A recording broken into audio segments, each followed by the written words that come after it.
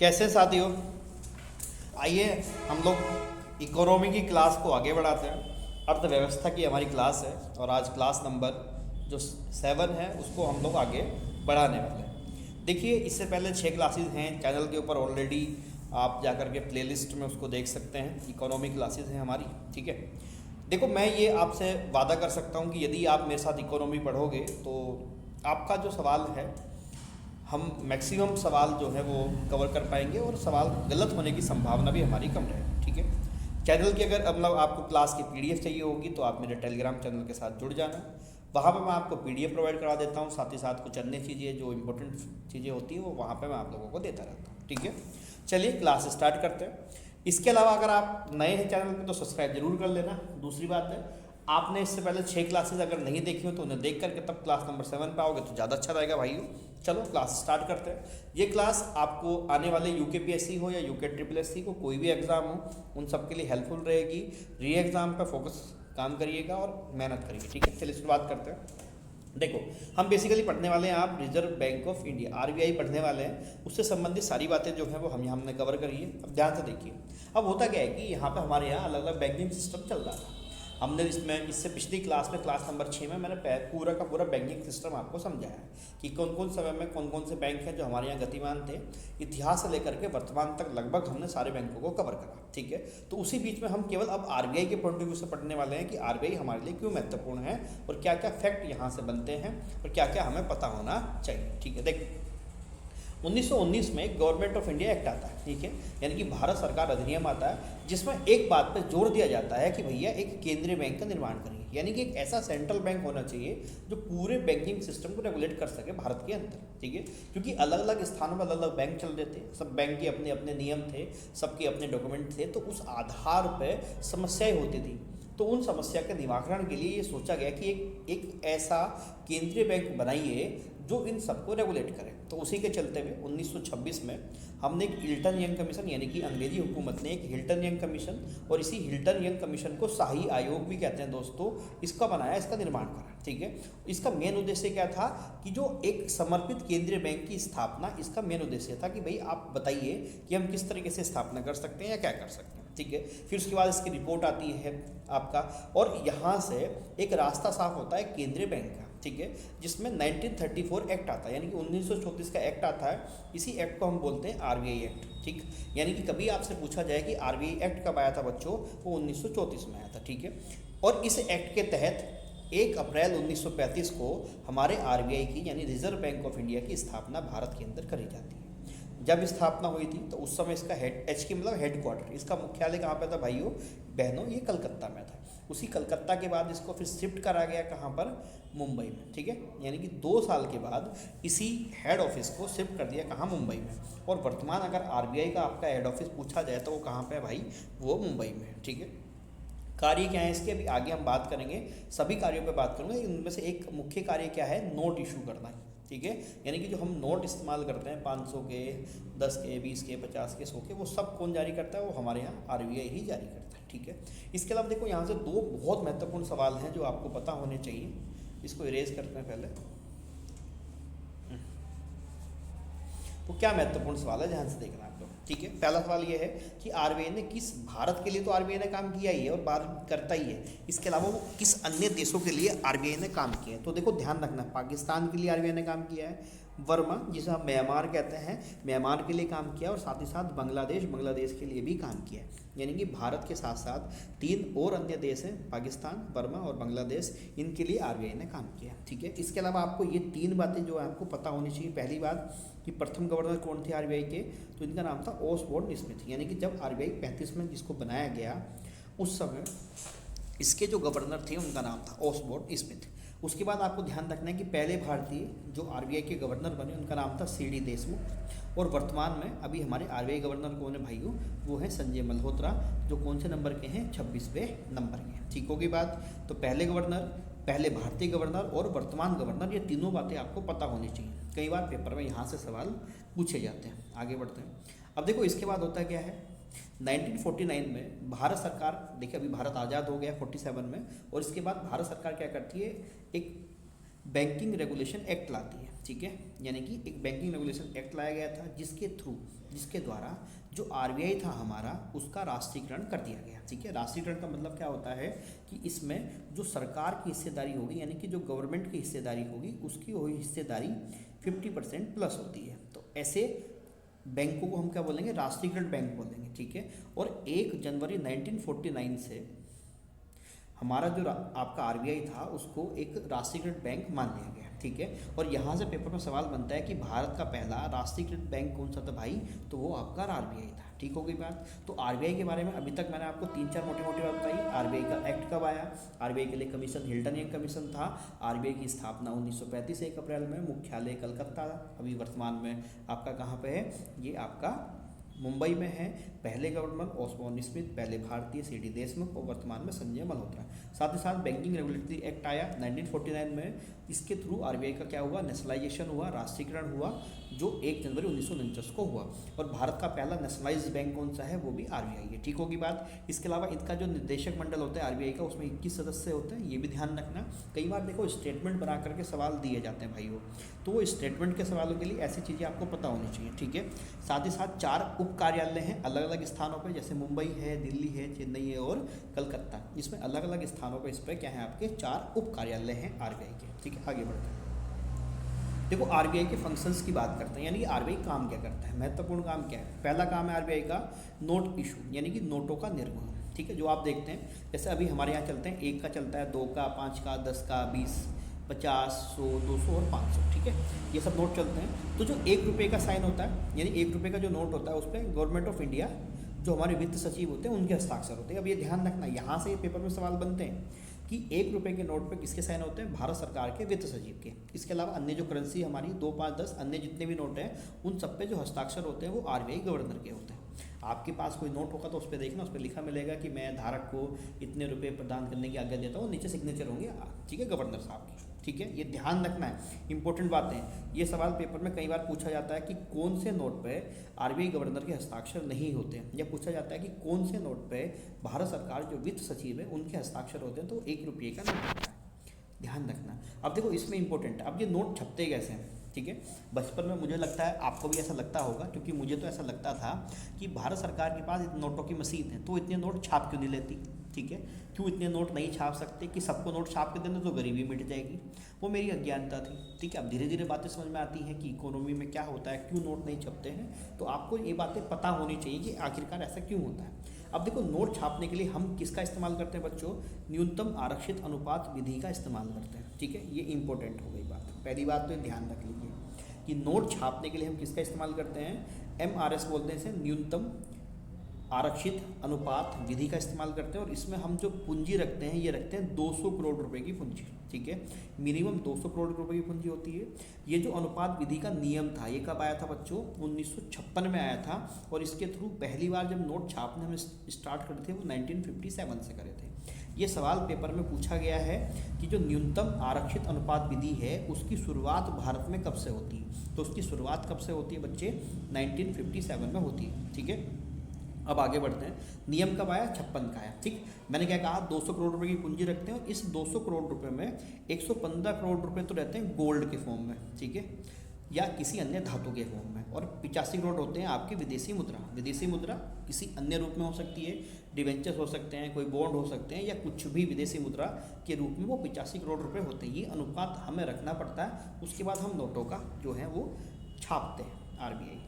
आगे बढ़ो इसमें देखो, 1934 जो आरबीआई एक्ट है उसके द्वारा आरबीआई 10,000 मूल्य से अधिक का नोट जारी नहीं कर सकता। यानी मैक्सिमम जो नोट हो सकता है वो आरबीआई के द्वारा 10,000 रुपये का छापा जा सकता है। अब आप कहोगे सर हमने तो 2,000 से ऊपर का नोट देखा है नहीं, ये अभी हमारे समय नहीं चलता था दोस्तों ये, लेकिन 1954 से 1978 का जो समय है उसके बीच में 10,000 रुपये का कोई नोट चलता रहा होगा। ठीक है, मैं उसकी फ़ोटो भी आपको टेलीग्राम पे भेजता हूँ आज निकाल के, वहाँ पे देखेंगे कि 10,000 का नोट भारत सरकार का कैसा नोट था। ठीक है, तो इसलिए जितने भी मेरे भाई हैं वो सब क्लास देखने वाले सब टेलीग्राम ज्वाइन करो, क्योंकि टेलीग्राम पे खूब मज़ेदार बातें अपनी रहती हैं। और जितने भी इंपॉर्टेंट फैक्ट्स हैं, करंट अफेयर्स हैं, या अन्य जो भी चीज़ें होती हैं, PDFs होती हैं, कोई बात कहनी होती है, वो सब मैं आप लोगों से टेलीग्राम चैनल पर करता हूँ। ठीक है भाई साहब, तो ज़रूर मिलना, वहाँ पर नोट भेजते हैं आज आपको हम। ठीक, दूसरी बात, एक वित्तीय वर्ष में, यानी कि वित्तीय वर्ष आपको पता है कि हमारे यहाँ 1 अप्रैल से स्टार्ट होता है और कब तक, 31 मार्च तक होता है, ठीक है।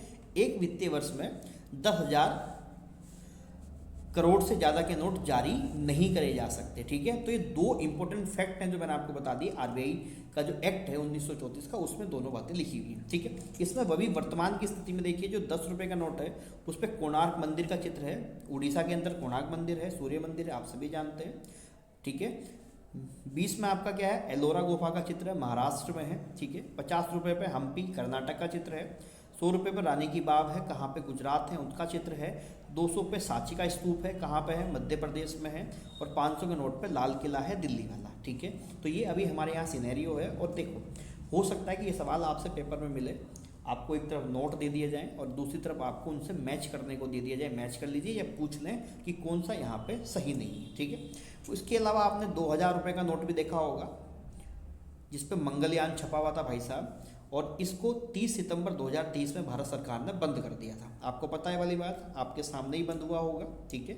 30 सितंबर 2023 में 2000 का नोट था, बंद कर दिया था, जिसके लिए एक अफवाह फैलाई गई थी कि भैया इस नोट में चिप है, कहते थे ना, अगर आपको याद हो, ठीक। ध्यान रखना। इससे पहले आपको ये भी पता होगा चाहिए कि 8 नवंबर 2016 में रात को 8 बजे हमारे प्रधानमंत्री महोदय आए थे टीवी पे और कहा था कि मेरे भाइयों बहनों, आज रात 12 बजे से 500, 1000 के जो नोट हैं वो लीगल टेंडर नहीं रहेंगे। इसका मतलब 500, 1000 के नोट की अब कोई वैल्यू नहीं रहेगी, यानी कि 500 और 1000 का नोट जो पुराने वाले थे उसका विमुद्रीकरण कर दिया गया था, यानी कि लीगल टेंडर उसका समाप्त कर दिया गया था, ठीक है। और उसके बाद ही 2000 के नए नोट जारी करे गए थे, जिसको भी 30 सितंबर 2023 में समाप्त कर दिया गया था। अब देखिए आरबीआई के बारे में 2 बातें और। आरबीआई सिक्के भी छापता है, यानी टकसाल जहाँ सिक्के बनते हैं और जहाँ नोट छपते हैं, प्रिंट होते हैं, उसके ये स्थान, जैसे सिक्के कहाँ बनते हैं बच्चे, मुंबई में बनते हैं, कोलकाता, हैदराबाद, साथ में नोएडा, यहाँ पे सिक्के बनते हैं, ध्यान रखना। नोट कहाँ छपते हैं, देवास में, नासिक में, मैसूर में और सालबोनी में। देवास कहाँ है, मध्य प्रदेश में, नासिक कहाँ है, महाराष्ट्र में, मैसूर कहाँ है, कर्नाटक में, और सालबोनी कहाँ है, पश्चिम बंगाल में। ये आपको दोनों बातें बिल्कुल क्लियरली पता होनी चाहिए। देखो कई बार पेपर में सवाल बनाता है, मैं आपको सवाल भी दिखाऊंगा कि आरबीआई से संबंधित सवाल कौन कौन से हो सकते हैं, या आप इसमें क्या क्या सवाल हमसे पूछे गए, ठीक है, ध्यान रखना। इसके बाद आपको पता है कि हमारे जो रुपया है उसका साइन क्या है, ये है ना, आर का साइन है। और हमारे लिए बहुत गर्व की बात है कि विश्व में केवल ऐसी 5 ही मुद्राएं हैं जिनका अपना कोई प्रतीक चिन्ह है। उन 5 में से एक मुद्रा किसकी है दोस्तों, वो भारत की है। तो हमारे लिए बहुत गर्व का विषय है कि हमारी मुद्रा के पास कम से कम अपना एक साइन है, ठीक है, साइन है। ये साइन देने वाले कौन थे, देवेंद्र उदय कुमार थे, जिनका संबंध कहाँ से था, तमिलनाडु के थे। इन्होंने एक सिंबल को, इस साइन को बनाया था, इन्होंने दिया था, ठीक है। और इस साइन के साथ 2011 में सिंबल के साथ पहली मुद्रा छापी गई थी। यानी अगर आपसे पूछा जाए कि इस साइन के साथ पहली मुद्रा कब छपी थी हमारे यहाँ बच्चों, वो छपी थी 2011 में, ठीक है। और विश्व की 5 ही मुद्राएं ऐसी हैं जिनके पास प्रतीक चिन्ह है। हमने वो कोशिश करी उनको समझने की, ध्यान रखना है। देखिए डॉलर यूएसए का है, उसका साइन आप लोग जानते होंगे, यूएस डॉलर का। पाउंड यूके में चलता है, यूनाइटेड किंगडम में, और इसका साइन क्या है, वो आपका ये है पाउंड का। यूरो यूरोपियन यूनियन में चलता है, लगभग 20 देश यूरो को करते हैं, और ये यूरो का साइन कुछ ऐसा सा दिखता है। येन किसका है, जापान की है, ठीक है। और रुपया किसका है ये दोस्तों, ये भारत का। तो ये 5 जो आपके सामने है, विश्व की 5 मुद्राएं हैं जिनके पास अपना कोई ना कोई प्रतीक चिन्ह है। इंपॉर्टेंट बात है, पेपर में सवाल पूछते हैं तो ध्यान रखना। इसके अलावा देखो दोस्तों, नोट को छापने की स्याही या इंक वो कहाँ से आती है बच्चे, हमारे यहाँ पे वर्णिका मैसूर में बनती है। ये बात भी आप ध्यान रखना, ठीक है। देखो छोटे छोटे ऐसे सवाल होते हैं जो कई बार परेशान करते हैं कि यार अगर पेपर में आ जाए, हमने आरबीआई तो पढ़ लिया, लेकिन वो नोट कहाँ छापता है, वो इंक कहाँ बनती है, ये भी आपके पास आइडिया होना चाहिए, ठीक है। दूसरी बात ये है कि पहला काम हमने क्या कहा कि वो नोट इशू करता है। दूसरा काम क्या है, आरबीआई को बैंकों का बैंक बोलते हैं, ठीक है, यानी कि आरबीआई को सरकार का बैंक बोलते हैं। इसका मतलब क्या है, मैं आपको समझाता हूँ। देखिए होता क्या है कि यदि मान लिया सरकार को किसी बैंक की ज़रूरत है, कुछ पैसे की ज़रूरत है, तो सरकार किससे बात करती है, वो आरबीआई के थ्रू, आरबीआई के से ही पैसे लेती है, ठीक है, ध्यान रखना। दूसरी बात है, अगर कोई बैंक है, उस बैंक को रेगुलेट करने का काम किसका है, वो हमारे आरबीआई का है। दूसरी बात यहीं पे क्या है कि अगर किसी बैंक को पैसे की आवश्यकता है तो बैंक क्या करता है, आरबीआई से उधार भी ले सकता है, या बैंक अपने एक्स्ट्रा मनी को आरबीआई के पास रख भी सकता है। जैसे आप और एक आम आदमी होता है, जैसे आप और मैं है, जैसे एक बंदा है, इसको आवश्यकता है तो बैंक से उधार भी ले सकता है, और इसको अगर आवश्यकता नहीं है तो इसके पास एक्स्ट्रा मनी है तो बैंक में रख भी सकता है। ये काम बैंक भी करते हैं, लेकिन बैंक ये काम आरबीआई के साथ कर सकते हैं। अब ये क्या होता है, जैसे आपने सुना होगा ना, repo rate, reserve repo rate, CRR, SLR, MSF, तो ये सब हम लोग पढ़ने वाले आगे। अभी आरबीआई के टूल्स पढ़ेंगे तो तब हम यहाँ पे उसका जिक्र करेंगे कि वो कैसे कैसे होता है, ठीक है। इसलिए इसे क्या बोलते हैं, आरबीआई को बैंकों का बैंक बोलते हैं, ठीक। सरकार का बैंक है, और बैंकों को रेगुलेट करने के लिए यहाँ पर हमारे यहाँ एक नियम है, बैंकिंग रेगुलेशन एक्ट, जो कब का है बच्चों, 1949 का है, जिसके थ्रू ही आरबीआई का नेशनलाइजेशन करा गया था। ध्यान रखना, ध्यान रहेगी बात, ठीक है। तीसरा क्या करता है हमारे यहाँ, जो फॉरेक्स रेगुलेशन है, यानी कि जो हमारे यहाँ विदेशी रुपया है, फॉरेन एक्सचेंज का रुपया है, जो विदेशी मुद्रा हमारे यहाँ आती है, उसका भी रेगुलेशन का काम किसका होता है भाइयों, वो आपका आरबीआई का होता है, ठीक है। यानी कि विदेशी मुद्रा भंडार का नियमन ये भी कौन करता है, आरबीआई करता है। और इसके लिए हमारे यहाँ क्या है, फेमा, यानी कि एक नियम है जिसके थ्रू अभी तक सब चीज़ें चलती हैं, इसका नाम है फॉरेन एक्सचेंज मैनेजमेंट एक्ट, इसी का फेमा कहते हैं। और ये एक्ट कब का है बच्चों, ये भाइयों 1999 का एक्ट है, जो अभी हमारे यहाँ चल रहा है, यानी कि विदेशी मुद्रा प्रबंधन अधिनियम। लेकिन इस बार अभी जब बजट आया है, सरकार का लेटेस्ट बजट आया है, उसमें कहा गया है कि हम फेमा की समीक्षा करेंगे, फेमा को दोबारा से इसमें हम जांच करेंगे, और इसमें अगर परिवर्तन की आवश्यकता होगी तो उसमें बदलाव किए जाएंगे, ठीक है। यानी हो सकता है भविष्य में आपको फेमा जो ये एक्ट है, इस एक्ट में बदलाव दिखे, ठीक है। इस फेमा को 1999 का एक्ट है, इसको 1 जून 2000 से हमारे यहाँ क्या किया गया था, लागू करा गया था। लेकिन कभी अगर पूछा जाए कि अंतिम रूप से, पूर्ण रूप से फेमा कब लागू हुआ हमारे यहाँ, तो ये बच्चों 2002 में हुआ है, ठीक है। पूर्ण रूप से लागू कब हुआ है, 2002 में, ठीक। बात क्लियर हो गई। इसके अलावा देखो, पहले फेरा हुआ करता था, फेरा से फिर इसको फेमा कर दिया, ठीक है। आप फेरा पर ज़्यादा फोकस मत करना, अगर ध्यान रखना चाहो रख लेना। फेरा था आपका 1973 में, ठीक है। इसके अलावा ये मौद्रिक नीति लाता है, मॉनेटरी पॉलिसी लाता है। अब पहला सवाल ये आता है कि सर ये मौद्रिक नीति, मॉनेटरी पॉलिसी क्या है, तो टेंशन नहीं लेना, इसके बाद हम इसके फंक्शन ही पढ़ने वाले हैं। मॉनेटरी पॉलिसी हम पूरा डिटेल में पढ़ेंगे, और एक एक बात को बहुत अच्छे से यहाँ समझाऊंगा, टेंशन लेने वाली बिल्कुल भी ज़रूरत नहीं है, ठीक है। इसके अलावा वित्तीय समावेश ये कौन करता है, आरबीआई करता है। और एक चीज़ यही नोट करके मैंने लिखी है कि विदेशी विनिमय लेन देन पर, ठीक है, क्योंकि फेरा फेमा की बात हो रही है, तो अगर विदेशी विनिमय आप कर रहे हो, एक्सचेंज कर रहे हो विदेशी मुद्रा, उसके लेन देन पर जो टैक्स लगता है उसको क्या बोलते हैं, उसको टोबिन टैक्स कहते हैं। और ये सवाल उत्तराखंड पीसीएस के पेपर में पूछा गया था कि व्हाट इज टोबिन टैक्स। तो टोबिन टैक्स क्या है, जो विदेशी विनिमय है उसके लेन देन पर जो टैक्स लगता है उसको क्या बोलते हैं भाइयों, उसको टोबिन टैक्स कहते हैं। और आज की क्लास में लास्ट, इसे क्लास नंबर 8 यहाँ से हटा देना, ठीक है। आपको जो पता होना चाहिए वो ये है कि जो हमारा वित्तीय वर्ष होता है वो कब से कब तक होता है भाइयों, वो 1 अप्रैल से 31 मार्च होता है। इससे पहले हमारा जो आरबीआई का लेखा वर्ष होता था, किसका, आरबीआई का, वो कब से कब तक होता था, वो 1 जुलाई से 30 जून तक होता था, ठीक है। आपको समझ में आ रहा होगा कि इसमें अनियमितताएं दिख रही होंगी। ये 1 अप्रैल 31 मार्च तक था, और ये 1 जुलाई 30 जून तक था। तो अभी सरकार ने क्या किया कि विमल जलान एक पैनल है, उसने सिफारिश करी कि भैया ऐसा करो, ये दोनों को सेम कर दो, या तो इसे भी जुलाई में ले जाओ, या इसे आप अप्रैल में ले आओ। तो सरकार ने इस बात को माना, और अब आरबीआई का लेखा वर्ष में क्या हो गया है, 1 अप्रैल से लेकर के 31 मार्च हो गया है। और ये कब से शुरू हुआ था बच्चों, 1 अप्रैल 2022 से इसकी शुरुआत करी थी। इसमें इंपॉर्टेंट बात एक तो ये है कि लेखा वर्ष चेंज हो गया, और दूसरी बात है कि किस पैनल की सिफारिश है, तो विमल जलान पैनल की सिफारिश है, ठीक है। तो ये था हमारा आरबीआई और आरबीआई का फंक्शन। इसके अलावा आपको जो ध्यान रखना वो ये है कि अब आरबीआई से संबंधित जो बातें मैंने कर दी, इसके बाद अब मैं आरबीआई से संबंधित आपको सवाल दिखाऊंगा। इसके अलावा मैं आपको वो दिखाऊंगा कि आरबीआई की जो मौद्रिक नीति है, मॉनेटरी पॉलिसी है, वो क्या क्या है, किस तरीके से आरबीआई काम करता है, और यहाँ से खूब सवाल पेपर में पूछे जाते हैं, ठीक है। तो आई थिंक आपको क्लास सही लगी होगी, समझ में आई होगी। मैंने तो भरसक प्रयास किया अपनी तरफ से आपको समझाने का। अब मेरे साथ इकोनॉमी पढ़ लीजिए, वादा करता हूँ सवाल गलत होने नहीं दूंगा। यूके ट्रिपल एस सी हो या यूके पी एस सी को, सारे सवाल करा के दिखाऊंगा मैं इकोनॉमी की, टेंशन न लेना, ठीक है। दूसरी बात है दोस्तों कि पीडीएफ अगर चाहिए होगी तो टेलीग्राम ज्वाइन कर लेना। टेलीग्राम का लिंक आपको जो मिल जाएगा वो मेरे कमेंट सेक्शन में मैं डाल दूंगा, वहाँ से आप उसे ज्वाइन कर लेना। बाकी खूब पढ़ाई करिए। हिंदी की क्लासेस भी शुरू कर रहा हूँ, इसके बाद कंप्यूटर की क्लासेस पूरी हो चुकी हैं, आपके प्लेलिस्ट बनी हुई है चैनल के ऊपर, आप उसे वहाँ से जा कर के देख सकते हैं। इसके अलावा ये सब बातें हैं, ठीक है। तो बस यही काम करना है हम लोगों ने, ठीक। चलिए फिर मुलाकात करते हैं अगली क्लास में, तब तक के लिए बहुत बहुत धन्यवाद। खूब पढ़िए, खूब मेहनत करिए और आगे बढ़िए।